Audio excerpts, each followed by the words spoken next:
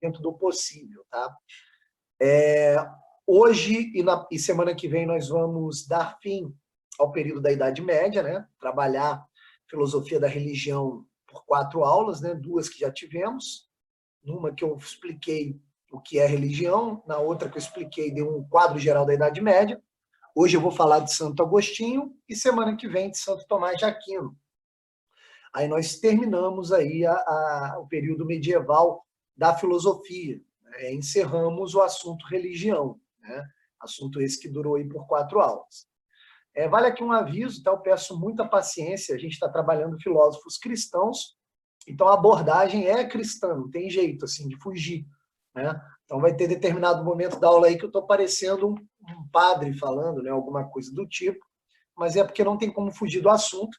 O período é teocêntrico, a influência da igreja ela é muito forte na filosofia medieval, então não tem como.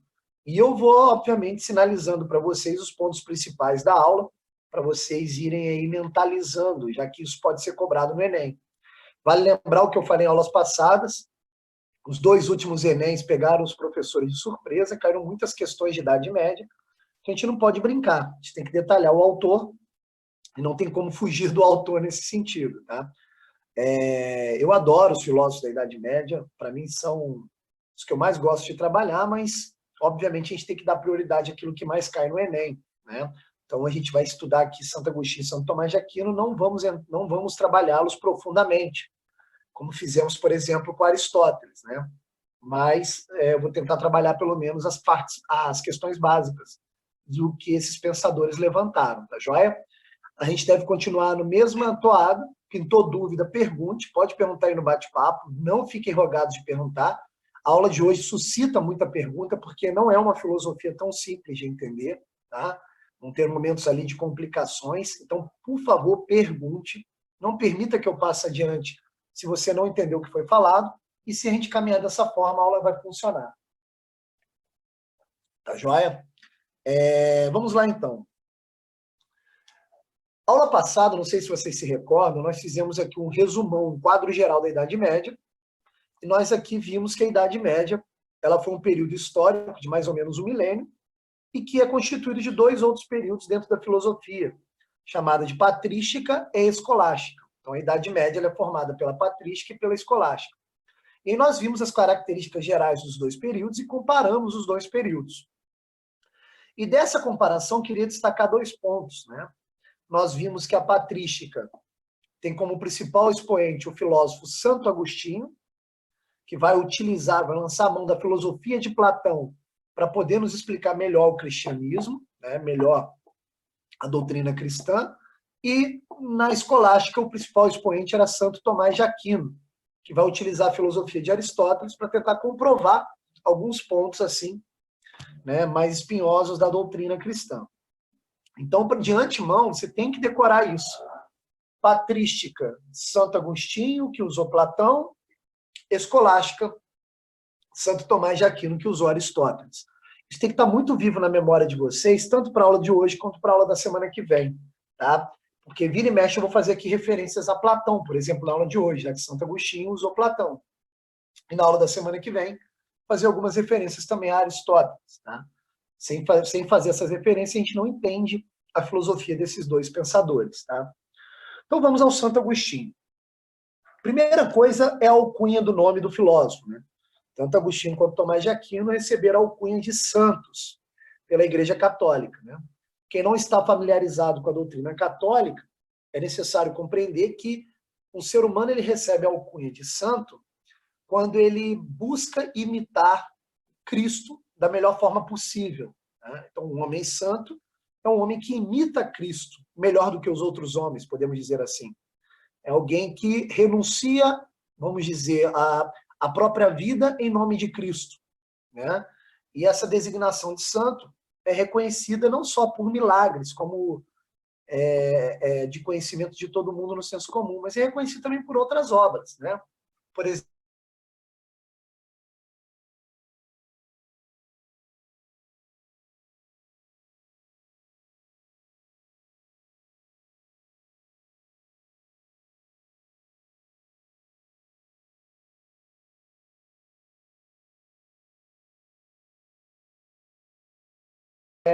ela vai ser baseada em duas obras, né, de toda a sua bibliografia, que são as duas principais obras, né, e das poucas obras que eu li de Santo Agostinho, essas duas, obviamente, ganharam destaque, que são as obras Confissões e Cidade de Deus. Então, tudo que a gente for trabalhar aqui foi retirado mais ou menos do livro Confissões e do livro Cidade de Deus, tá?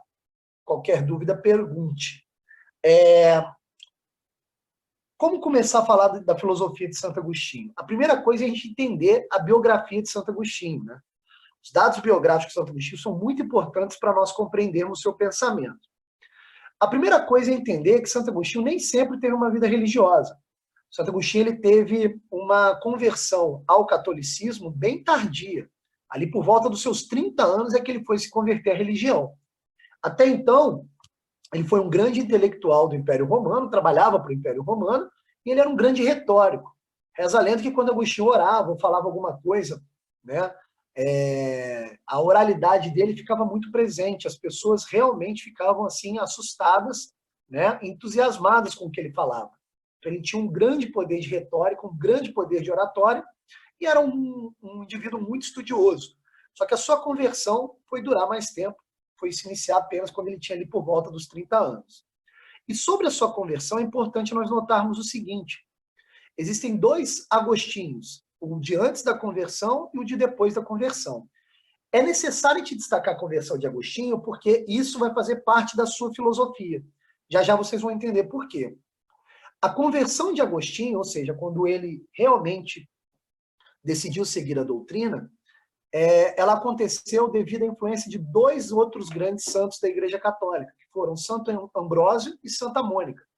O Santo Ambrósio foi um grande professor de Agostinho, que através do viés intelectual foi trazendo Agostinho para a religião cristã. E a Santa Mônica foi mãe de Agostinho. Olha só, Agostinho foi declarado santo e sua mãe também, devido às suas grandes orações pela conversão do seu filho. Então, esses dois indivíduos históricos, eles foram providenciais para a conversão de Agostinho, né? Então, a gente tem que entender o seguinte: tudo que vai ser falado na filosofia de Agostinho vai ser uma espécie de esforço da razão para tentar explicar, né, alguns dogmas da fé, alguns dogmas da doutrina cristã.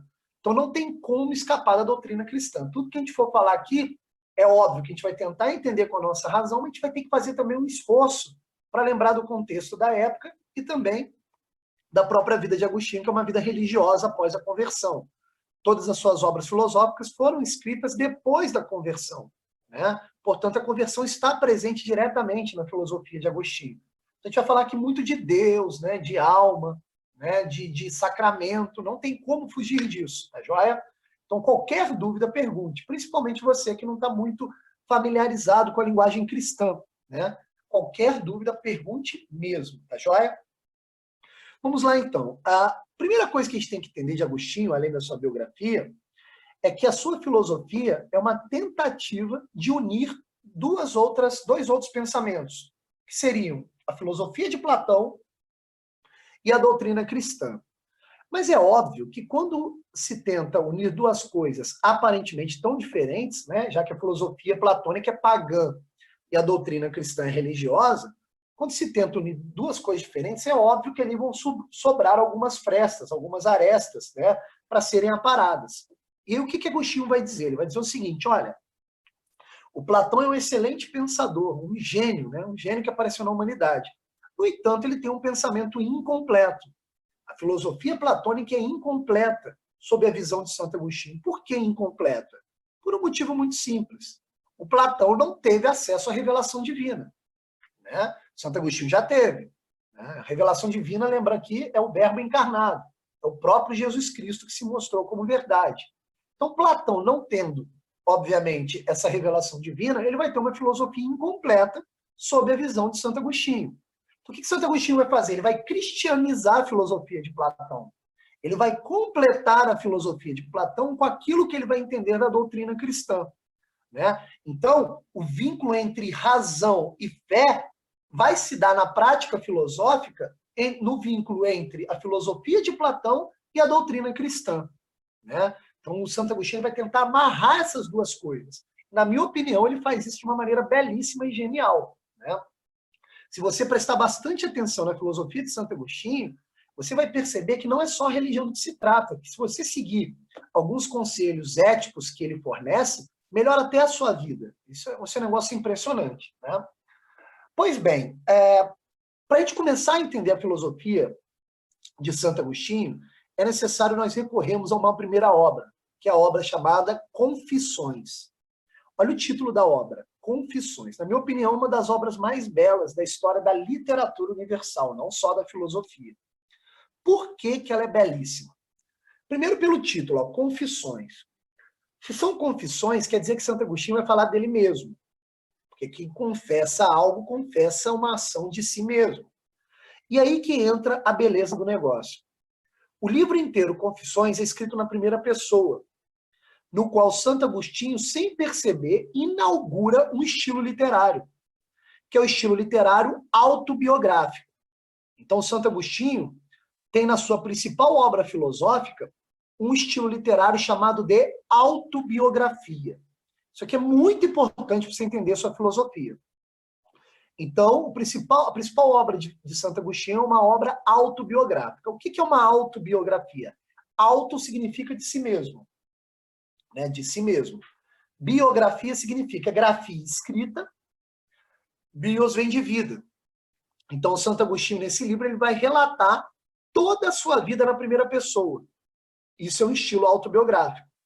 Nunca houve, até então, uma literatura escrita dessa maneira.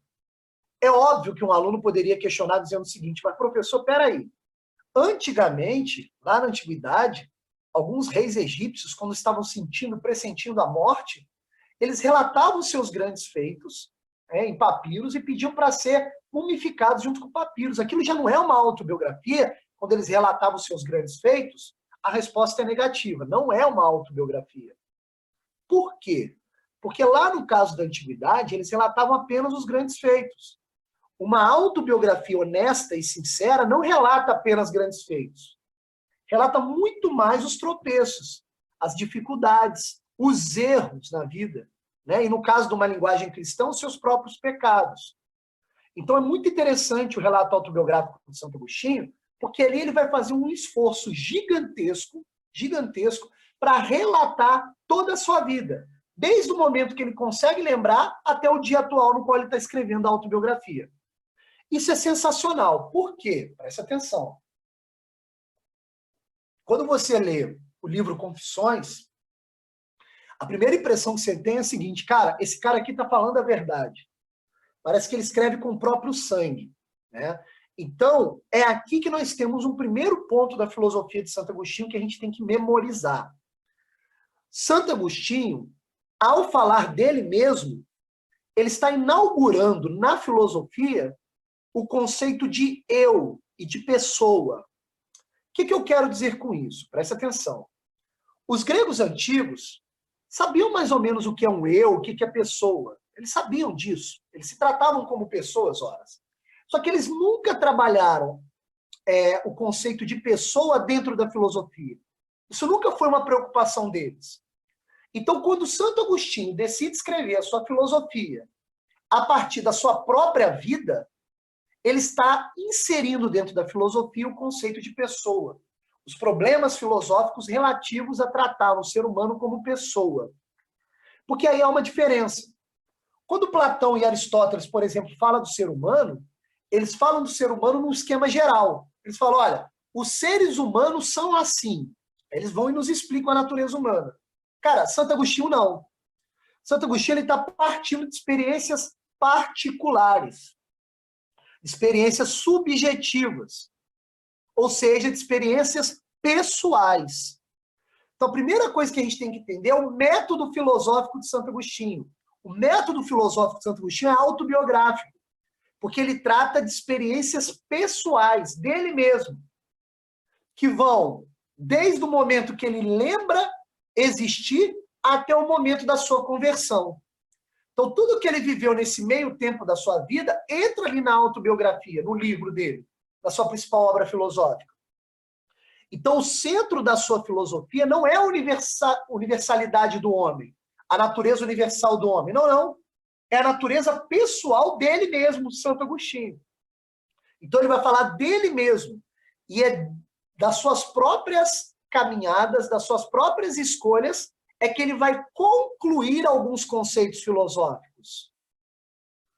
Perceberam a questão? É como se ele estivesse escrevendo sobre a sua vida com o máximo de honestidade e sinceridade possível, e aí as conclusões que ele fosse tirando, aí sim seriam conceitos filosóficos. Ó. Percebem a questão? Então aqui, para início de conversa, é necessário vocês perceberem a diferença entre os filósofos da Grécia Antiga e Santo Agostinho. Ó, os filósofos da Grécia Antiga usavam a razão e tentavam entender a natureza, tentavam entender aquilo que está para além da natureza. E desse entendimento, eles tentavam entender a natureza humana.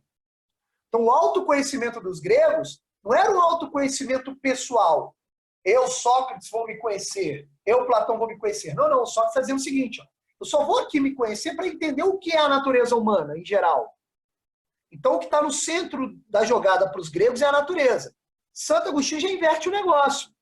Ele vai dizer o seguinte, eu vou buscar a verdade que está em Deus, mas eu vou buscar o Deus que está dentro de mim. Então, eu vou buscar na minha própria pessoa de Agostinho as escolhas que eu fiz até então, para ver se lá dentro está Deus. Percebe a questão? Então, esse é o primeiro ponto. O método filosófico de Agostinho é um método autobiográfico. Autobiográfico. Então, o Santo Agostinho não vai querer, no primeiro momento, conhecer a realidade, conhecer a natureza. Não, não. Ele vai se recolher e procurar, dentro da sua autobiografia, buscar a verdade. Percebem a questão? E é aqui que está o X da questão para a gente entender Agostinho.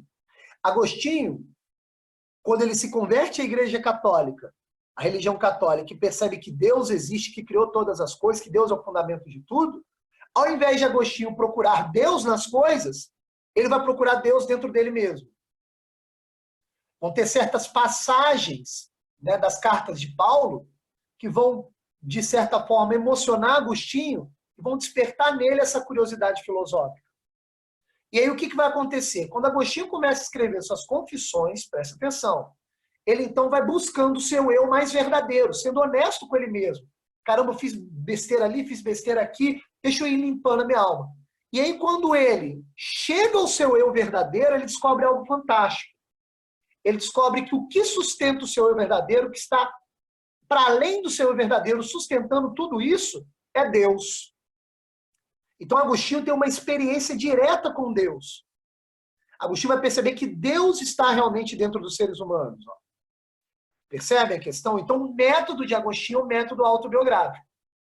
Tá? Vamos ver aqui, já tem uma primeira pergunta. Deixa eu dar uma olhadinha. A pergunta é a seguinte, os filósofos antigos não introduziam o eu por meio do autoconhecimento? Introduziram sim, é verdade. Só que olha só, eles não trataram questões particulares. Não existe uma filosofia na qual Sócrates se relate, olha, quando eu busquei o autoconhecimento, eu, Sócrates, fiz isso, fiz isso, fiz isso, fiz aquilo. Não, não. Não existe isso. O Santo Agostinho é o primeiro a fazer isso. O Santo Agostinho está levando esse negócio de eu mais a sério que os gregos.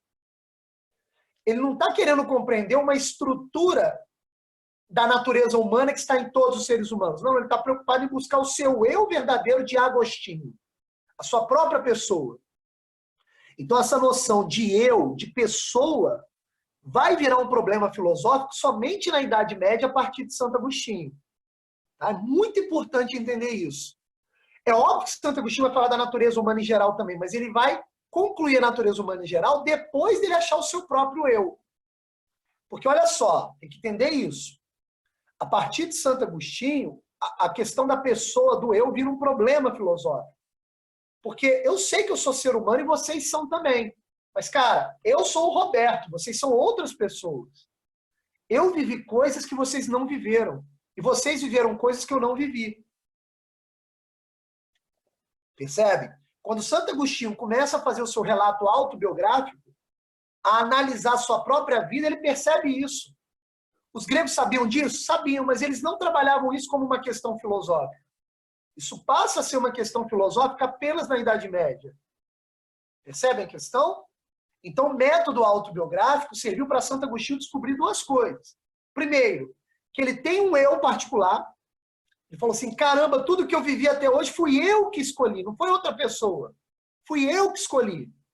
E a segunda coisa que ele descobre é que, por baixo do seu eu verdadeiro existe um Deus ali sustentando tudo. Ou seja, Deus está dentro de mim. Deus está dentro de nós. Cara, isso é fantástico. Isso é fantástico. Deus não está apenas fora de nós como um criador, como Jesus Cristo que viveu, mas Deus, sendo mesmo Jesus Cristo, também está dentro de mim. Percebe? Então, para a gente entender a filosofia de Santo Agostinho, a gente tem que partir dessa premissa. Que, primeiro, o método é autobiográfico, o método filosófico é autobiográfico, ele não olha para fora dele, ele olha para dentro dele. Segundo, ele descobre que ele tem um eu pessoal. E terceiro, ele descobre que o que sustenta esse eu pessoal é o próprio Deus. Então ele não prova a existência de Deus logicamente, como fez Aristóteles. Ele prova a existência de Deus por experiência direta com Deus. E quando ele foi cavucando e buscando o seu próprio eu, ele achou Deus lá no final das contas. Deus estava dentro dele de algum modo. Percebe? Tá claro isso? Por favor, me respondam com sim. Professor, como é a existência de Deus dentro de si na crença cristã? Muito boa pergunta. Vamos lá. Para o cristianismo, Deus criou todas as coisas. Então, todas as coisas participam de Deus de algum modo. Então, Deus está em tudo ao mesmo tempo. Entende? Tudo que é criado por Deus, obrigatoriamente tem que ter um pouco de Deus nas coisas criadas. Né? E com o homem, isso se dá de uma maneira ainda mais especial. Para o cristianismo, pelo fato do homem ser imagem e semelhança de Deus, Deus está dentro de todos os homens. Então, existem duas maneiras de você buscar Deus. Olhando para o mundo criado, como faziam os gregos, ou olhando para dentro de si, como fazem os medievais, como faz Santo Agostinho. Percebe a questão? Eu te peço paciência que você vai compreender isso melhor na medida que eu for explicando a filosofia dele. Então, para agora, o que a gente tem que memorizar é o seguinte. Método filosófico é a autobiografia. Santo Agostinho descobre o próprio eu pessoal. Santo Agostinho descobre que Deus está sustentando o seu eu pessoal, né? Lá dentro dele mesmo. Deus está dentro dos homens. Tá? Vamos dar mais um passo aqui. De nada. Vamos dar mais um passo aqui. O que acontece? Se Deus está dentro do homem, a gente tem que lembrar que o objetivo do filósofo é buscar a verdade. Para o filósofo medieval, Deus é a verdade. Deus é a verdade. Se o filósofo busca a verdade, se Deus é a verdade, e se Deus está dentro do homem, então Santo Agostinho vai buscar a verdade dentro dele mesmo. Então o trabalho filosófico de Santo Agostinho é um autoconhecimento radical. Radical. Ele vai ser tão radical com isso que ele, ao buscar suas memórias mais distantes da sua vida, lá nas suas confissões, lá na sua autobiografia, ele, através de um esforço filosófico gigantesco, ele consegue se lembrar da sua vida quando ele era bem criança, bebê ainda. Olha que coisa fantástica. O relato mais antigo que ele consegue se lembrar é dele ainda criança, tendo pensamentos malignos, tendo já um pouquinho de malícia. Então, ele está confessando todas as malícias da vida. E a primeira malícia que ele teve, lá quando era bebezinho, ele consegue se lembrar disso. Então, ele faz um relato autobiográfico bastante radical. Bastante radical. E é desse relato autobiográfico que ele vai tirar toda a sua filosofia. Então, ele vai dizer o seguinte, olha só, eu escolhi fazer muita besteira durante a minha vida. Muita besteira. Eu vou ter de arrumar aqui um método para limpar essas besteiras que eu fiz, limpar o meu próprio interior, para descobrir lá no fundo esse Deus que está lá escondido de tanta sujeira que eu coloquei dentro de mim. De tantas escolhas erradas que eu fiz. Percebe a questão? Então, Santo Agostinho, dentro lá da sua autobiografia, vai desenvolver uma teoria filosófica, chamada de teoria da iluminação. Teoria da iluminação. Né? Então, é a teoria da iluminação de Santo Agostinho que vai nos explicar as verdades mais fundamentais que estão dentro dele, estão dentro dos homens, que é o próprio Deus. Por que tem esse nome, teoria da iluminação? Porque Santo Agostinho vai enxergar Deus como uma luz que ilumina todo homem. Então, dentro de cada ser humano tem uma luz. O que eu tenho que fazer é tirar toda a sujeira das minhas más escolhas de cima, para que essa luz brilhe. E aí eu tenho acesso à verdade. Percebe a questão? Então, por isso que se chama teoria da iluminação.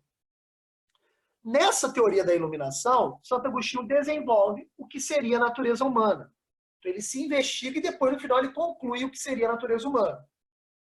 E aí, ele tem duas teses da natureza humana em mãos.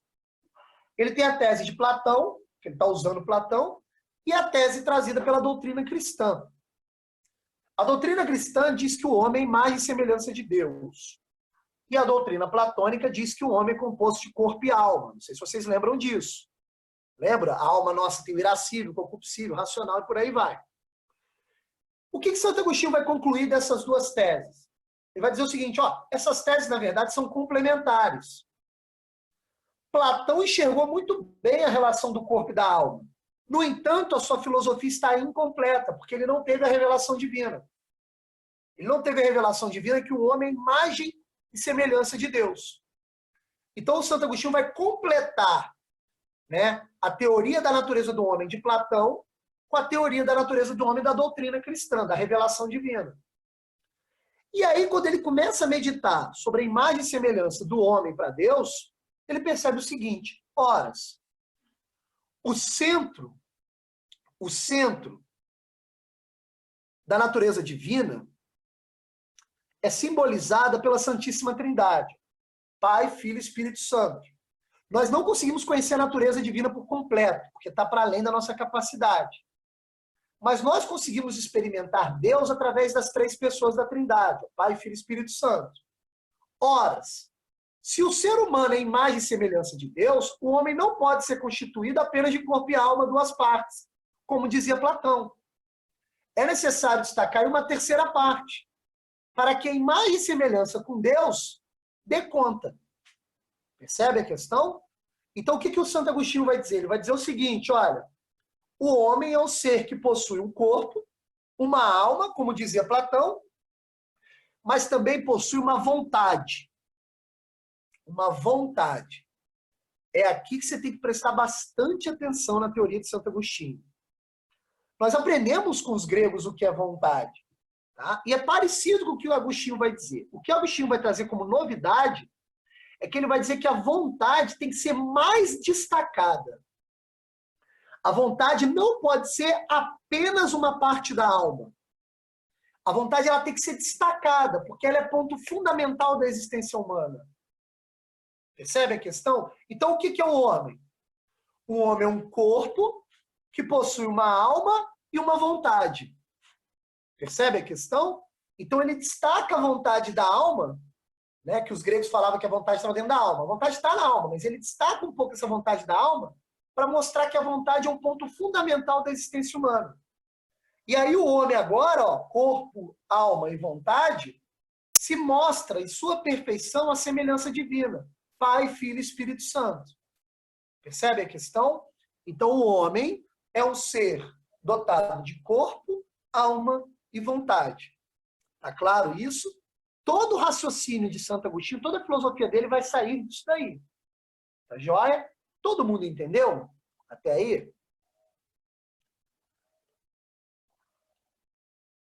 Tá claro? Beleza, que bom. Vamos lá. A gente tem que ter paciência, porque isso aqui é difícil de entender, tá joia? Depois é maneiro que lá na nossa folhinha já está o resumo. Você vai bater o olho no resumo, você vai lembrar da aula inteira, tá? É porque é difícil explicar mesmo, estou tentando. Vamos lá, continuando. Alguém pediu para falar de novo da teoria da iluminação. A teoria da iluminação é o nome da filosofia que é dado na filosofia de Santo Agostinho. Entendeu?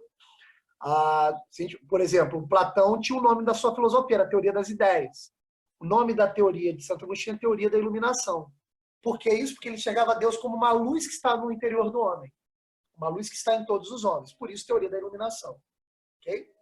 Continuando aqui, então. Então, o homem é formado por corpo, alma e vontade. Tá? O corpo é a nossa parte material. É essa parte aqui que fica se transformando o tempo todo. Meu corpo já foi pequenininho na barriga da minha mãe.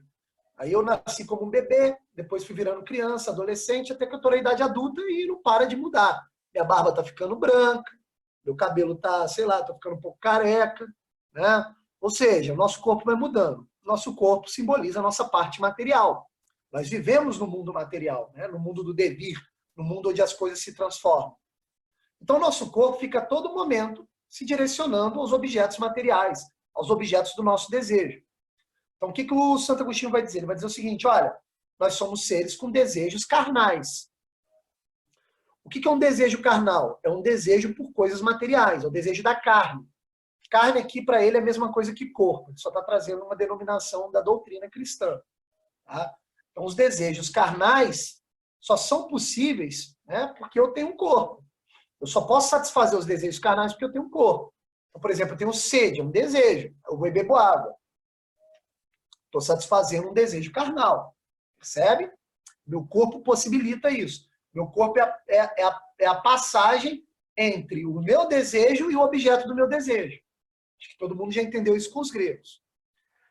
A minha alma movimenta o meu corpo. Nós aprendemos já isso com os gregos também, né? A minha alma tem lá a parte animal, a parte vegetal, tudo mais. A gente já viu isso aí várias vezes. Só que tem uma novidade aqui na alma. O Santo Agostinho vai dizer que lá no fundo da nossa alma existe Deus.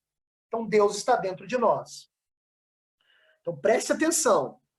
Se eu quero buscar a verdade, e a verdade está em Deus, então eu tenho que buscar me conhecer o máximo possível para que fazendo através dessa ação, para que através dessa ação eu consiga chegar no fundo do meu eu, para perceber que o que está sustentando o meu eu é Deus. Então todas as ideias verdadeiras que estão em Deus estão dentro de mim. Então, para eu buscar a verdade filosoficamente, eu tenho que entrar dentro da minha alma até chegar a esse Deus. Então, buscar a verdade é buscar Deus. Então, buscar a verdade para Santo Agostinho é buscar essa luz interior que é Deus. Percebe a questão? Um aluno poderia questionar o seguinte, professor, mas se Deus está dentro de mim, então estou bem, então sei de tudo, é assim? Não, não é assim. Por quê? Porque o trabalho de buscar essa luz que está dentro de você é um trabalho árduo, é difícil pra caramba. E por que é difícil pra caramba? É aqui que você tem que entender para você compreender a filosofia de Santo Agostinho. É difícil porque essa luz que está lá dentro de nós, que é Deus, está apagada, está tampada por toda a sujeira que nós fomos recolhendo pelas nossas más escolhas, desde o momento que a gente nasceu até hoje. Percebe a questão? Então, essa luz divina ela está soterrada por sujeiras provocadas pelas nossas más escolhas. Então, desde o momento que eu nasci até hoje, eu fui escolhendo errado e fui escondendo essa luz divina. Então, para eu acessar essa luz divina agora, eu vou ter um trabalho redobrado, porque agora eu vou ter de limpar primeiro a minha alma para que essa luz volte a brilhar. Percebe a questão? Então, toda a filosofia ética de Santo Agostinho está justamente nesse ensinamento de limpeza da própria alma. Percebem isso? Então, Deus está soterrado por sujeiras. E é aqui que entra um terceiro aspecto da vida humana, que é a vontade, que é muito destacado por Santo Agostinho. O que é a vontade? A vontade é o nosso eu mais verdadeiro, é o nosso livre-arbítrio. É a nossa vontade, através do livre-arbítrio, que está agindo a todo momento. Todas as escolhas erradas que eu fiz, desde o momento que eu nasci até hoje, também as escolhas boas e certas, todas elas são de inteira responsabilidade minha. Eu não escolhi por pressão externa, eu não escolhi porque Deus quis. Não, não. Eu escolhi porque eu quis. Então, Santo Agostinho vai dar um destaque para a vontade. Ele vai dizer que a vontade é o nosso livre-arbítrio, é o nosso eu verdadeiro. Cara, tudo que eu vivi desde o momento que eu nasci da minha mãe até hoje, foi eu, Roberto Varela, que escolheu. Tudo. Eu sou o resultado das minhas escolhas, vai dizer Santo Agostinho. Eu sou o resultado do meu livre-arbítrio. Percebe a questão? Ora, se eu sou muito ignorante e não tenho acesso à verdade, é uma coisa certa. Eu escolhi muito mal desde o momento que eu nasci até hoje. Ah, mas se eu tenho acesso a alguns conhecimentos verdadeiros, quer dizer que eu escolhi mais ou menos bem, desde aquele momento até hoje. Percebe a questão? Então imagine o Santo Agostinho fazendo sua autobiografia. Ele falou assim, caramba, eu levei uma vida de merda até hoje. Até o momento da minha conversão à religião, eu só escolhi fazer merda. Caramba, como a minha alma está suja. Percebe a questão? Agora ele vai ter que iniciar o processo de limpeza. A conversão já é o início da limpeza da própria alma. Vocês estão entendendo isso aí? Isso é muito sério. Então, o nosso corpo vive nesse mundo material, ele é regido pelo mundo material. A nossa alma guarda Deus dentro de si, mas está cheia de sujeira. E a nossa vontade vai escolhendo os caminhos.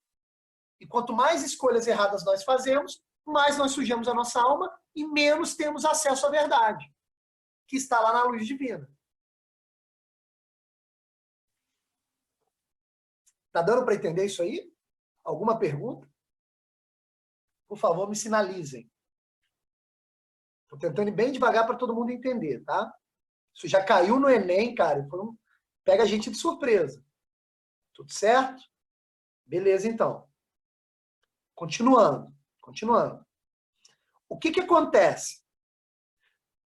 O Santo Agostinho vai ter que nos explicar quais seriam as escolhas erradas para ele. É o que eu vou explicar agora, Júlio. Fica tranquilo. Muito boa pergunta. Então, o que acontece? Todas as escolhas certas ou erradas, quem as fez fui eu, através da minha vontade, através do meu eu pessoal. E todas as escolhas erradas foram sujando a minha alma e escondendo essa luz divina, me afastando da verdade. Percebe? E é aqui que Santo Agostinho vai usar uma ideia caríssima ao cristianismo, que é a ideia de pecado. Preste atenção. O que é pecado?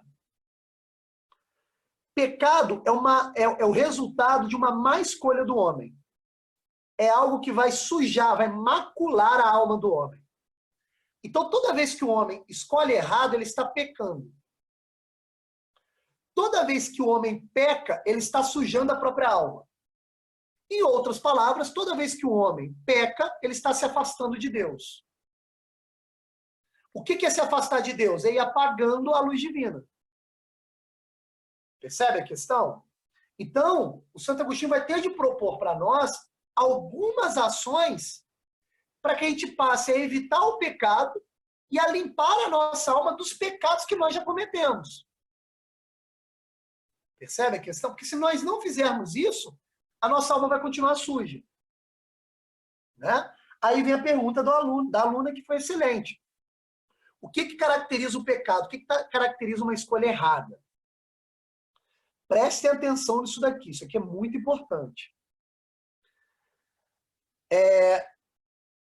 Não é algo arbitrário. A igreja definiu que isso aqui é errado, então é errado. Não, não é isso. Não é isso. Você consegue compreender por que você escolhe errado. O que vai acontecer? Presta atenção. A nossa vontade é uma característica essencial. O que eu quero dizer com isso? Nenhum outro ser vivo tem vontade, só o ser humano. Então, o ser humano é aquele que melhor ilustra a imagem e semelhança com Deus. Então, Deus fez o homem de forma especial. Porque Deus deu ao homem vontade, o livre-arbítrio, de escolher entre o certo e o errado. Nenhum outro ser vivo pode escolher entre o certo e o errado, só o homem. Não é isso? E por que Deus fez o homem assim? Por que ele não fez todas as coisas assim? Por que ele enxergou o homem como algo especial? Por que ele criou o homem? Aí a resposta de Santo Agostinho é magnífica. Ele vai dizer o seguinte, olha, Deus criou o homem por amor. Isso parece meio vago, mas não é. Prestar bastante atenção. Amor é um conceito também central na filosofia de Agostinho. Deus criou tudo por amor. Tudo. Todas as coisas, inclusive o homem. Criou tudo por amor. Só que Deus criou o homem por um amor ainda maior. Porque criou o homem com vontade. O homem é o único ser que pode experimentar um pouquinho a liberdade que só ele, Deus, tem. Os outros seres não podem. Os animais são escravos dos desejos, os vegetais também são escravos do seu desenvolvimento, o homem não. O homem pode escolher, cara. Escolher entre se aproximar de Deus ou se afastar de Deus. Escolher entre o certo e o errado. Só que aí vem uma outra pergunta. Deus criou o homem por amor, cara. Por amor? Mas caramba, se ele amasse de verdade o homem, Deus não criaria o mal. Deus não possibilitaria o homem fazer a má escolha. Como é que funciona isso daí? Aí Santo Agostinho nos explica. Tem que prestar muita atenção nisso agora, tá? Já já eu volto no amor. Deus não criou o mal. O que é o mal para Santo Agostinho? Isso aí tem na folhinha, tá? O mal é a ausência do bem. O mal não tem uma existência substancial. O bem tem, o bem é Deus. Não existe algo que é contrário a Deus. Não é o mal em si.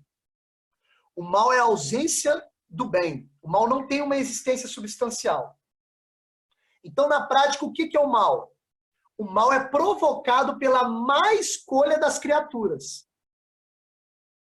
O mal é provocado pela má escolha das criaturas tratadas como pessoa. Então, toda criatura que tem a dignidade de pessoa tem livre-arbítrio, tem vontade. E aí, quando essa vontade age se afastando de Deus, é ali que está sendo provocado o mal. Então, o mal tem a ver com se afastar do bem, é a ausência do bem. Percebe a questão? Então, o mal é isso, é a má escolha dos seres criados que têm dignidade de pessoa, como, por exemplo, os seres humanos e os anjos.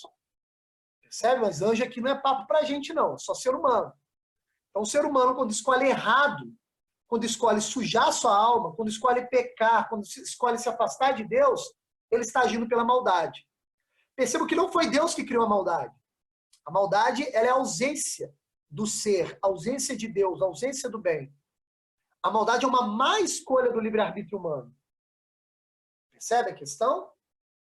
E é aqui que eu entro na pergunta da nossa amiga. Qual é o critério utilizado para eu saber se a escolha é boa ou má? Simples. Deus nos criou por amor. Então a nossa vontade é dotada de amor. Só que é o seguinte, desde o primeiro erro do ser humano, que está lá presente na mitologia de Adão e Eva, desde o primeiro momento que o homem escolheu errado, a vontade humana foi maculada. A alma humana foi suja. E dessa sujeira, todos nós, seres humanos, passamos a ter um amor dividido. O amor, então, se subdividiu, se bifurcou, ficou bifurcado. Isso aqui é muito importante vocês entenderem. Então, a nossa vontade, quando ela escolhe, ou ela age por um amor menor, que puxa o homem para baixo, ou ela age por um amor maior, que puxa o homem para cima. Em outras palavras, quando o homem age por amor menor, ele suja a sua alma. Quando ele age por um amor maior, ele limpa a sua alma. É muito importante entender esse negócio de amor maior e amor menor. É sério isso daqui. O que é o amor menor?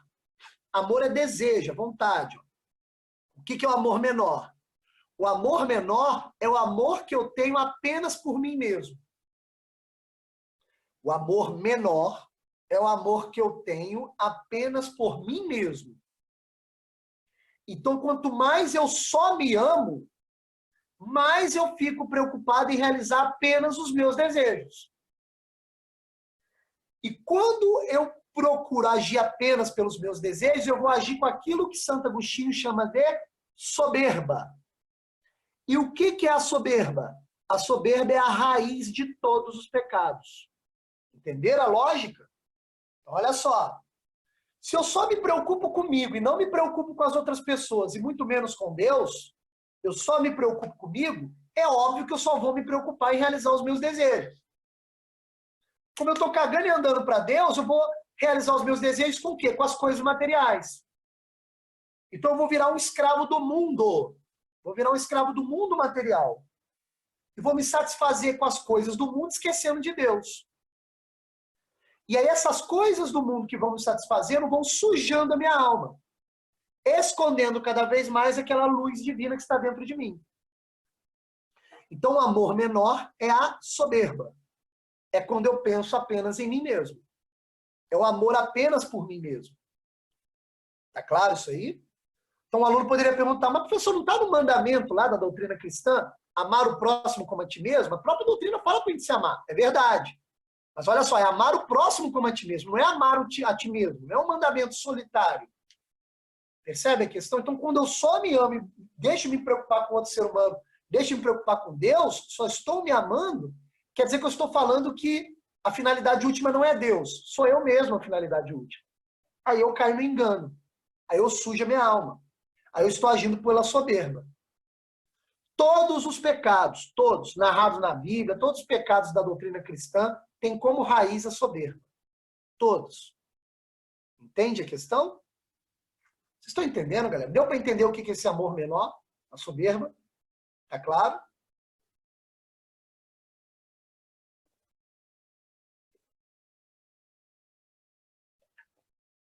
Beleza. Obrigado. É bom sempre alguém sinalizar, tá? Só porque às vezes parece que a gente está falando por nada, desculpa. Então o que acontece? Esse amor menor nos puxa para baixo, nos faz escravos do mundo, vai sujando a nossa alma. Quando o Santo Agostinho estava escrevendo lá sua autobiografia, isso que ele percebeu, ele falou, caramba, minha alma está muito suja, só fiz merda até hoje. Aí ele começa o processo de conversão ali. Porque quando ele se converte à religião, ele começa a aprender a limpar a alma. E como é que se limpa a alma? Se limpa a alma com amor maior. O que é o amor maior? O amor maior é o amor a Deus. Olha só que coisa impressionante. Deus nos criou por amor e depositou dentro da gente, dentro da nossa vontade, esse amor maior. É um amor que nós buscamos se religar com Deus. Então, a única maneira que eu tenho de limpar a minha alma e fazer essa luz que está lá dentro surgir e brilhar é amando a Deus. Eu vou ter de amar a Deus para Ele, Deus, com a sua graça, limpar a minha alma. Percebeu o movimento duplo? Eu primeiro amo a Deus e Deus responde com a sua graça, limpando a minha alma. Quando Ele vai limpando a minha alma, o que eu acho lá dentro é Ele mesmo. É o próprio Deus, é a própria verdade divina. Perceberam? É essa a lógica de Santo Agostinho.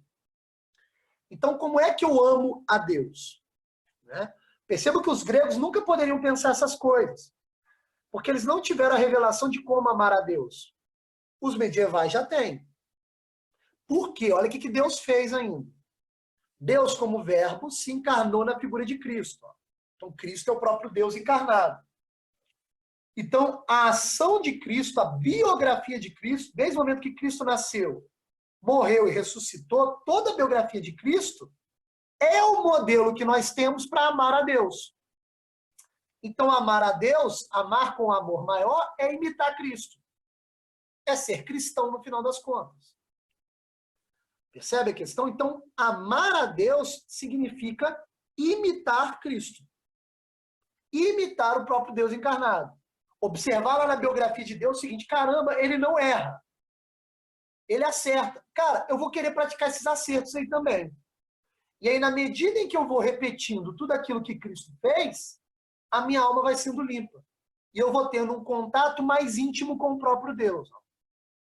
Essa luz que está dentro de mim, ela começa a brilhar com maior intensidade. Essa luz interior vai me trazendo as verdades. Perceberam a lógica? Entenderam a jogada? Então, a sujeira da minha alma ela vai sendo removida na medida em que eu vou imitando Cristo, imitando o próprio Deus, porque é Ele que vai fazer esse trabalho de limpeza mesmo. Perceberam a questão? É assim que funciona a ética de Santo Agostinho. Mas aí um aluno poderia questionar o seguinte, pô, professor, olha só, eu não sou cristão não, cara. Mas eu fiquei interessado nesse negócio de limpar a própria alma. Como é que eu devo fazer para limpar a própria alma? Como assim imitar Cristo? Pô, imitar Cristo acho que é impossível, hein? Se Cristo é o próprio Deus, eu não vou fazer milagre. Não, mas não é nada disso. Santo Agostinho, então, ele vai destacar certas ações que você pode fazer, que aos poucos vai limpando a sua alma e você vai ter um contato mais íntimo com Deus. imitando Cristo. E aí, dá para nós destacarmos aqui, para efeito didático, 5 ações. Então, você ama a Deus praticando 5 ações. Ações praticadas pelo próprio Cristo. Perceberam a questão? Para nós entendermos essas 5 ações, eu vou tentar aqui fazer uma analogia para facilitar a explicação dessas 5 ações. Tá joia? Fiquem tranquilos que na medida que eu vou trabalhando esses conceitos, eu vou meio que formalizando como é que isso pode ser cobrado no Enem. Tá joia? Para não ficar algo distante do Enem. Quais são as 5 ações que nós podemos destacar de como amar a Deus? Né? Em outras palavras, quais são as 5 ações que nós podemos executar para ir limpando a nossa alma e termos um contato mais íntimo com a verdade, com Deus, para que nós possamos ficar mais inteligentes?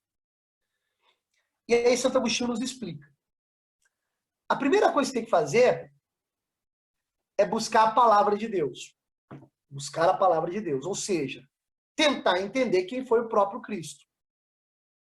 Em outras palavras, recorrer às escrituras que já tem. O Santo Agostinho estava no processo ainda da Bíblia estar sendo construída. Então, o primeiro contato perguntando se tem a ver com os 10 mandamentos. Tem sim. Tem sim. Os 10 mandamentos é como se fosse uma síntese disso tudo. Tá? Mas o primeiro ato é procurar a palavra de Deus. Procurar a palavra de Deus pode ser interpretado na vida de Santo Agostinho como a conversão. Então, Santo Agostinho, de tanto procurar a verdade, percebeu que a verdade está na palavra de Deus. Então, o que ele faz? Ele se converte à religião cristã. Porque ele percebeu que é na religião cristã que está a palavra de Deus. Então, o primeiro ato é se converter. É buscar a palavra da verdade, a palavra de Deus. O que faz isso no primeiro momento é a fé. Aparentemente, você não tem muita segurança se aquilo que está escrito nas Escrituras é a verdade. Mas você vai pela fé. Então, você recorre à palavra de Deus. Olha que interessante. Um outro santo da igreja, que eu esqueci o nome agora, ele faz a analogia dessas 5 ações através da feitura da fabricação do pão. A doutrina cristã tem como um símbolo grande o pão e o sangue, mas vamos falar só do pão. O pão é o corpo de Cristo. Só que para você fazer um pão de verdade que você come no dia a dia, existem 5 ações necessárias para que o pão seja produzido. Então há uma analogia entre as 5 ações necessárias para fazer o pão. Só estou fazendo essa analogia para facilitar o entendimento de vocês. Com as 5 ações necessárias para limpar a alma.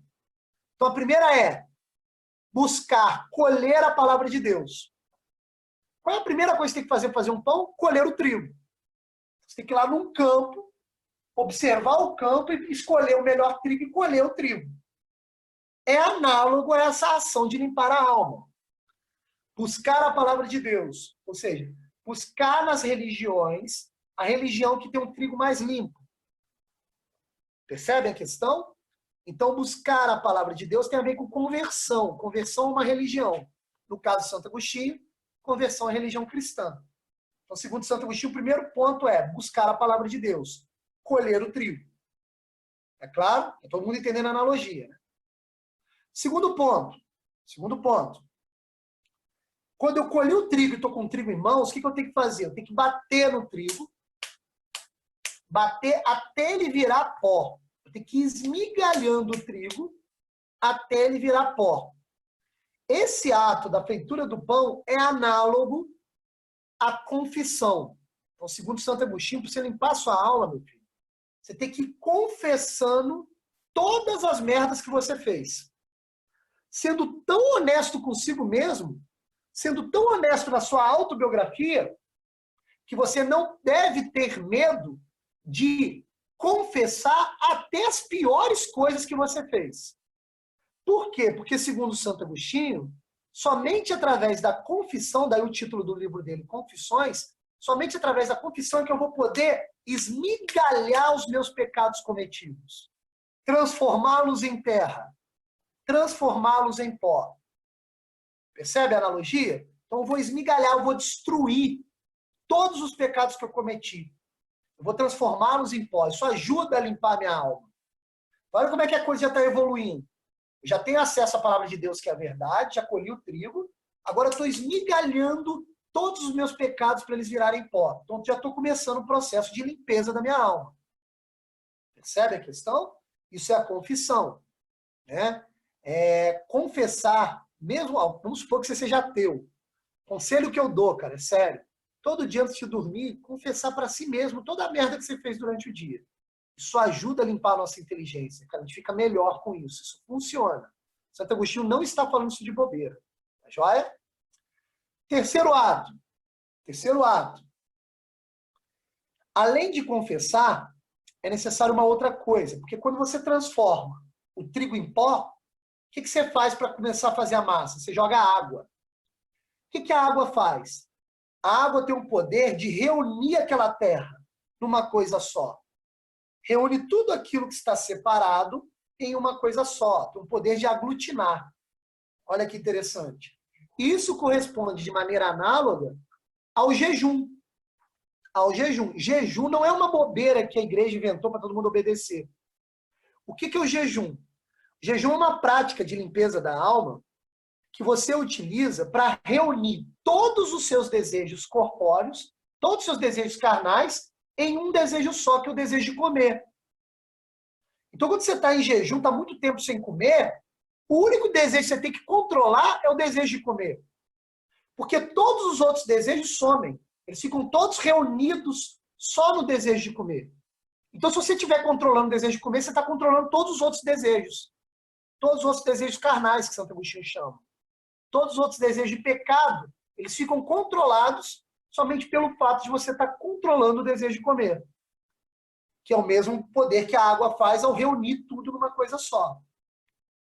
Vocês estão compreendendo a questão? Então há uma analogia aí. Então, primeiro, buscar a palavra, buscar a verdade, que é buscar a palavra de Deus, recolher o trigo. Segundo, esmigalhar o trigo, que tem a ver com a confissão. E terceiro, juntar tudo em uma coisa só, que é o jejum. Juntar tudo no desejo de comer. Percebendo a questão, né? Se vocês analisarem bem, a gente trabalhou até agora com dois elementos naturais. Terra, trigo vem da terra, a gente transforma tudo em terra, e a água, que aglutina tudo. Né? Quarto passo. Depois que você transforma aquilo em massa, o que você faz? Você bate a massa.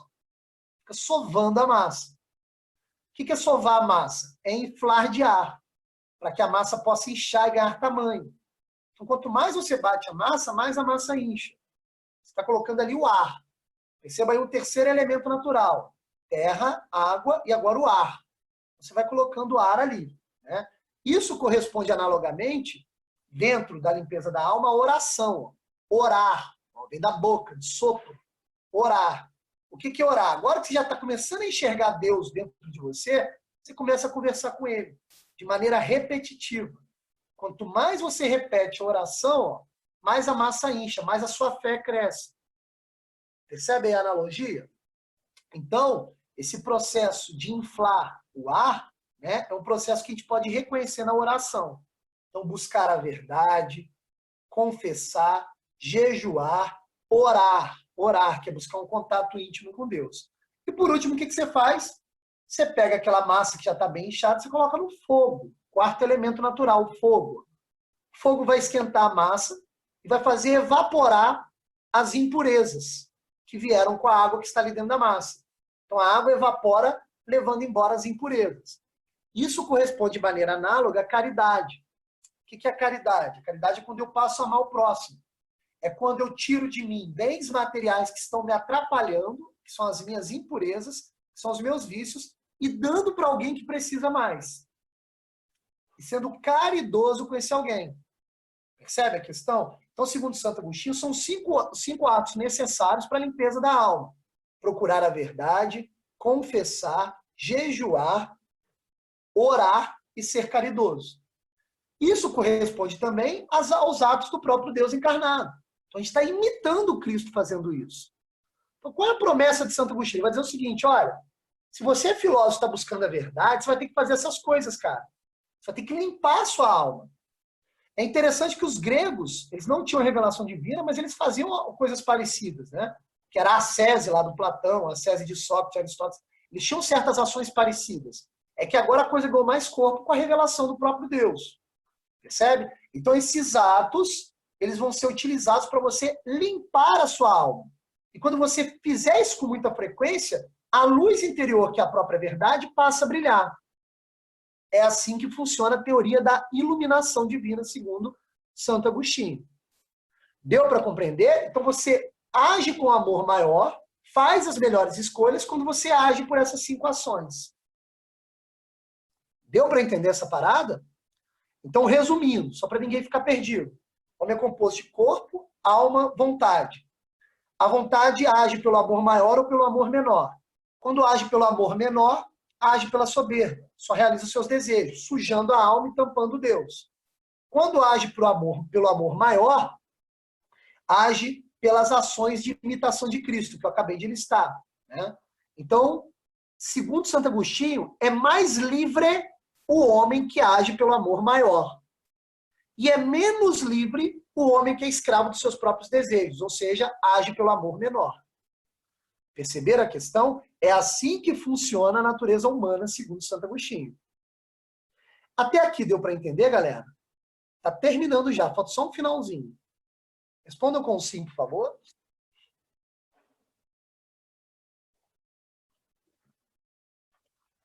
Deu sim? Obrigado, beleza. Peço desculpa, a aula é pesada mesmo, a gente tem que entender isso. Como é que no Enem poderia ser cobrada essa parte toda que eu expliquei? Primeiro, você tem que saber que o nome da teoria de Santo Agostinho é teoria da iluminação divina.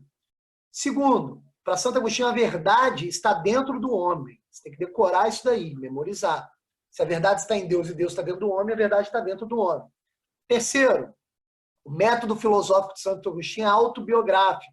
Ele analisa a própria vida, a própria pessoa, para chegar às conclusões filosóficas. Quarto, é essencial entender que o homem é dotado de livre-arbítrio, a vontade. A última questão do Enem do ano passado foi sobre o livre-arbítrio humano. Tá?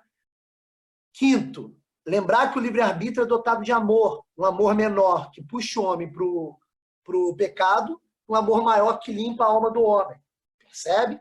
Tudo isso pode ser cobrado de uma maneira ou de outra dentro de uma questão do Enem. Isso é muito sério e muito importante. Ok? Explicada, então, a natureza humana por Santo Agostinho, podemos dar os passos finais agora na aula. Tá? Presta atenção. O que acontece? Quando Santo Agostinho começa a perceber isso tudo que eu expliquei para vocês, ele começa a raciocinar sobre a criação. Ele começa a pensar o seguinte, caramba, como é que foi que Deus criou tudo que existe? E aí Santo Agostinho percebeu o seguinte, a realidade foi criada por Deus, o mundo foi criado por Deus, do nada. O Santo Agostinho vai usar isso no seu livro em latim, ex nihilo, do nada. Deus criou todas as coisas do nada. O que isso significa? Preste atenção. Deus é eterno. Então Deus não dura no tempo. Deus não envelhece. Deus não surgiu e um dia vai deixar de existir. Deus é eterno. Então, se Deus não tem duração, Deus não tem tempo. Deus não existia no tempo antes do mundo ser criado. Deus é. Deus sempre foi o que foi. Percebe? Quando Deus cria o mundo, ele cria junto com o mundo, ele cria o tempo. Então, prestem atenção, que isso aqui também é questão essencial que pode cair no Enem. O tempo não é uma característica de Deus. O tempo é uma criação de Deus. O tempo só existe como característica das coisas materiais. O tempo é a duração das coisas materiais. Então, tudo que foi criado por Deus existe no tempo. Mas o próprio Deus não existe no tempo. Deus é eterno. Temos que lembrar que Deus é duração.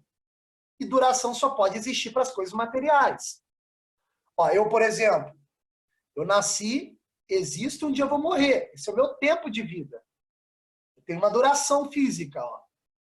Santo Agostinho, quando vai relatar suas confissões, sua autobiografia, ele relata o seu passado. Ou seja, tudo o que ele viveu até aquela hora. Então, tudo aquilo aconteceu no tempo. Percebe a questão? Então, tudo que existe no mundo, tudo que é criado por Deus, existe no tempo, como duração, mas o próprio Deus mesmo não tem tempo. Percebe a questão? Então, o que Santo Agostinho vai perceber? Vai perceber o seguinte, prestem atenção nisso daqui. Ele vai perceber que essa realidade material, o mundo material, nós, tudo que existe, tudo que foi criado por Deus, materialmente falando, existe dentro da história. Então, Santo Agostinho vai inserir na sua filosofia um conceito muito importante, que é o conceito de história. Tudo que é material, por existir no tempo, por ter uma duração, tem também uma história. Então, por exemplo, eu nasci, existo e um dia eu vou morrer. Isso corresponde à minha história, à minha biografia. Mas o mundo por completo, a realidade inteira, também existe dentro de uma história. A realidade surgiu, Deus a criou, ela existe, um dia ela vai deixar de existir. É por isso que a organização dos livros bíblicos são organizados dentro da história do mundo.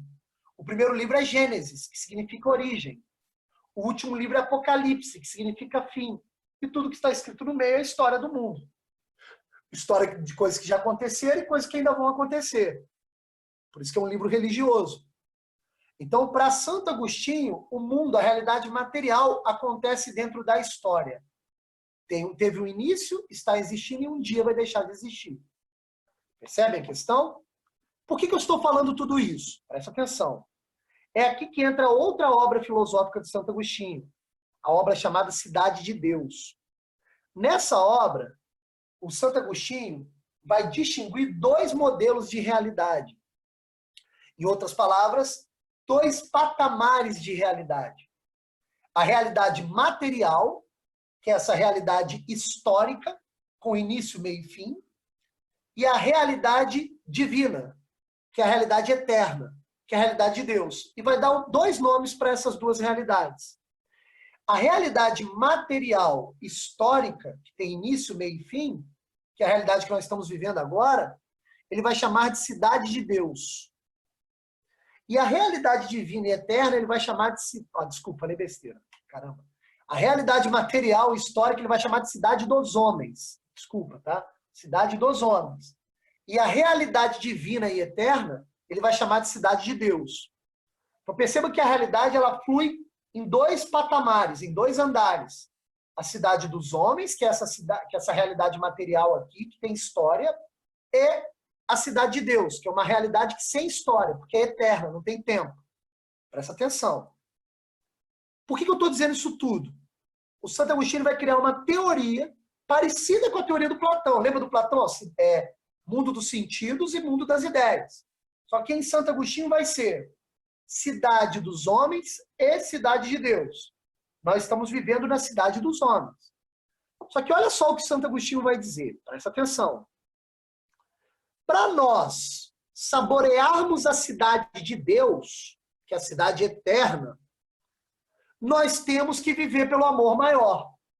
Mesmo estando na cidade dos homens, nós temos que viver para as coisas da eternidade. Nós temos que viver para as coisas de Deus. Então temos que agir pelo amor maior. Quanto mais nesse mundo material eu agir pelo amor maior, mais eu vou viver Deus. Mais eu vou ter já o antigosto do paraíso. Mais eu vou ter o antigosto da cidade de Deus. Mais eu já vou ser um escolhido para viver nessa cidade de Deus depois da minha morte física. Agora, se eu vivo a minha vida inteira pelo amor menor, pela soberba, quer dizer que eu estou acreditando apenas na cidade dos homens. E não estou vivendo para a cidade de Deus. Então eu passo a ser escravo da cidade dos homens. E aí, obviamente, eu nunca vou ter o gosto da verdade divina que está na cidade de Deus. Percebe a questão? Então o Santo Agostinho está dizendo o seguinte, olha só, vive com mais liberdade o homem que vive mais o momento presente. Mas esse momento presente deve ser vivido pelo amor maior. O homem que não vive pelo amor maior é um homem escravo da cidade dos homens. É um homem que está se afastando da verdade. É um homem que está se afundando na maldade. Porque na cidade dos homens tudo passa. Tudo tem uma duração pequena. Tudo acontece de forma rápida e nada é duradouro. Então o homem não experimenta a felicidade mais verdadeira. Percebe a questão? Então, para efeito de Enem, É necessário entender isso. A cidade dos homens é esse mundo material, histórico, que tem início, meio e fim, que é onde estão as coisas materiais. E a cidade de Deus é a cidade eterna, a cidade da felicidade eterna, a cidade de Deus mesmo. Para eu já viver a cidade de Deus, e depois da minha morte física viver lá, é necessário que eu já possa viver a partir de agora com amor maior, limpando a minha alma. Porque se eu não executar essa limpeza da minha alma, eu vou achar que o único mundo existente é a cidade dos homens. Eu passo a ser escravo da cidade dos homens e não vou agir com a melhor liberdade possível. Perceberam a questão? É assim que funciona essa parte final da filosofia de Santo Agostinho. Agora perceba que daí dá para você desenvolver uma teoria política de Santo Agostinho. Ele vai dizer o seguinte, olha, a cidade dos homens deve ser governada por homens. A cidade de Deus é governada por Deus. Então a melhor maneira de se governar a cidade dos homens é que esse governante possa agir por Deus. É por isso que na Idade Média a figura do Papa tem influência política. Percebe a questão? É por isso que havia uma crença que os reis eram ungidos por Deus. Porque eles deveriam viver uma vida para a cidade de Deus e com os valores da cidade de Deus governar a cidade dos homens. Essa seria a melhor maneira. O Santo Agostinho quase defende um Estado teocrático. Percebe? Isso é importante saber. Quase que ele defende um Estado católico. Ele está dizendo, olha, a melhor maneira de governar os homens, a cidade dos homens, é pelos valores que nós adquirimos da cidade de Deus, agindo pelo amor maior. Perceberam a questão? É por isso que lá no Renascimento, depois da Idade Média, vão surgir pensadores que vão querer separar o Estado da religião, querer separar a fé da razão. Por quê? Porque se você olhar bem para a teoria de Santo Agostinho, você vai perceber que ele está querendo, na verdade, juntar as duas coisas. Ó, devemos governar a cidade de Deus pelos valores. Ó, devemos governar a cidade dos homens pelos valores da cidade de Deus. Então, para efeito do Enem, tem que entender isso. O que é cidade dos homens e o que é cidade de Deus. Tá claro isso daí, galera? Por favor, me respondam. Podem perguntar agora, tá? Para a gente ir tirando as dúvidas, tá? Isso está tudo discriminado perfeitamente no nosso resumo, tá? Então, deu para entender mais ou menos, né? Então, com isso, né, nós terminamos a aula. Assim. Perceba que é uma aula difícil de ser trabalhada, porque tem muitos elementos religiosos. Mas alguns conceitos principais vocês devem memorizar, tá? Porque pode cair questão de novo do Enem. Foi uma tendência, os 2 últimos anos caíram, tá? Vai ter folha de exercício. Cara, tem muito exercício de Santo Agostinho na folhinha já que eu dei para vocês semana passada. Mas eu vou ver se eu faço outra, tá? Para a gente focar mais ainda nos exercícios. Pode repetir rapidamente as 5 ações para a limpeza da alma? Posso sim. Busca pela verdade, que é a conversão à religião, né? Confissão, jejum, tá? Oração e caridade. Ok? São essas as ações. Tem uma outra pergunta aqui, deixa eu ver aqui. Só um segundo. Não entendi bem sobre isso de ter que viver no presente com base nos preceitos da cidade de Deus. Vamos lá, muito boa sua pergunta. O que acontece? Quando Santo Agostinho vai estudar o tempo, e ele percebe que o tempo é uma característica do mundo material, da cidade dos homens, porque os homens têm história, têm duração, ele percebe o seguinte, olha que coisa fantástica, ele percebe que o tempo, a duração, é sempre retratada do momento, de onde o homem está. Então, quando o homem olha para trás, ele vê o passado. Quando o homem imagina o que ele vai ser, ele olha o futuro. E aquilo que ele está vivendo agora é o presente. Então, a duração de uma coisa sempre possui passado, presente e futuro. Olha o que Santo Agostinho vai dizer. Ele vai dizer o seguinte, dos 3 tempos da história, passado, presente e futuro, o presente tem mais realidade. Então, segundo Santo Agostinho, o tempo presente é o tempo mais real que existe, porque é aquilo que estamos vivendo agora. O passado é menos real, é porque é algo que já aconteceu. E o futuro também é menos real, porque é algo que ainda vai acontecer. Então ele vai dizer que o presente é o momento mais real que existe. Então ele vai dizer o seguinte, olha que interessante. Quando você ama a Deus, quando você age pelo amor maior, quando você age de acordo com a cidade de Deus, você vive o momento presente de maneira mais intensa. Porque você está vivendo e percebendo que esse mundo material, ele tem realidade, mas ele é mais ilusório do que o próprio Deus. Então, apesar do mundo material ser visível, ele tem menos realidade do que Deus, que é invisível. Você começa a perceber que Deus realmente é a fonte de tudo. Então, você passa a viver o momento como se estivesse vivendo na eternidade. Como a eternidade não tem passado nem futuro, é um presente contínuo, Deus é, ó, Deus não foi nem vai ser, Deus é como se você estivesse vivendo com Deus naquele momento. Como se estivesse vivendo o momento presente de maneira intensa. Entende? É como se já estivesse experimentando um pouquinho da eternidade de Deus. Cara, isso daí é filosofia pesada. Tá? Sua pergunta é muito boa. Né? Dá para dar um curso só sobre tempo, sei lá, com 5 aulas de 2 horas cada. De tão complexo que é o tema. Então, não sei se eu consegui te responder mais ou menos, tá? Se eu responder mais, talvez complique mais, porque é uma questão interessante. Mas deu para compreender o que é o tempo aí? Por que ele fala de viver o presente? Porque quando você vive o agora, você está em contato direto com Deus, que é eterno. Então, você já se desliga daquilo que já foi e daquilo que vai ser. Você confia em Deus. Você vive o presente. Deu para pegar? Ah, que bom. É difícil explicar isso daí. Desculpa, tô parecendo um padre falando, né? Mas, cara, tem que memorizar esses conceitos aí, não tem jeito, pode ser cobrado. Se eu não me engano, na folhinha de exercício que eu passei para vocês na semana passada, tem alguns exercícios do Enem, eu acho que eu coloquei os exercícios do Enem. Dê uma olhada lá para vocês verem. Tem que entender isso tudo, não tem jeito. Ok? Quem não tiver pergunta pode se despedindo, quem tiver pode fazer pergunta. Não tem problema, tá?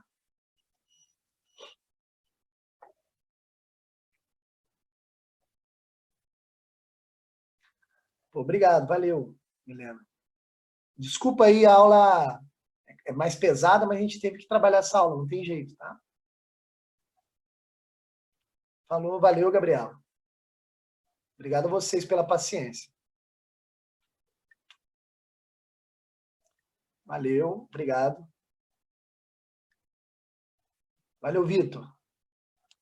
Valeu, Paulo Vitor, valeu. Felipe, beleza. Que bom que vocês entenderam, então. Então tá jóia. Vamos encerrar. Fiquem com Deus, até mais. Semana que vem, São Tomás de Aquino. São Tomás de Aquino é até mais difícil, mas aquilo que a gente tem que estudar não é tão difícil. Assim, dá para entender melhor do que Santo Agostinho. Eu vou prometer fazer uma coisa mais organizada ainda, tá? Mas se vocês baterem o olho lá no resumo, vocês vão entender tudo, tá joia? Fiquem com Deus, até mais.